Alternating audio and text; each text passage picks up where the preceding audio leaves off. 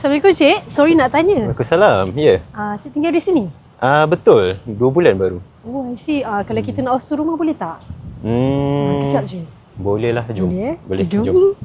Jom. Masuk rumah saya. Assalamualaikum. Waalaikumsalam. Cantiklah rumah you. Ni konsep apa Konsep saya rasa lah Okay. maybe wabi-sabi and ada campuran moden sikit lah.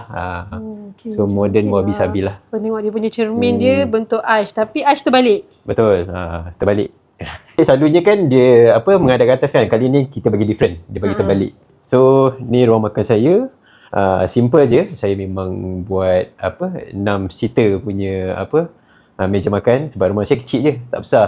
So ini pun saya buat elemen, ada curve, ada marble sikit. That's why saya cakap dia modern wabi-sabi. Tengok rumah bujang macam ni punya cantik guys. I rasa ni perfect ni rumah bujang ni. Macam mana ni? Tak perfect lah, ada je yang tak okey. Okey dia. Meja makan ni memang jackpot. Sebab apa? Saya beli time Home Expo, harga dia dalam 12,000 lah. So lepas diskaun saya dapat dalam 8,000. Complete lah dengan chair dia sekali, seat dia sekali. 8,000 untuk semua ni? Betul. Murah weh, ni marble ni. Okey, dia ni adalah living room saya lah. Very minimalist lah and cozy. So macam kat sini pun saya letak kerusi warna hijau lah nak bagi dia naik sikit.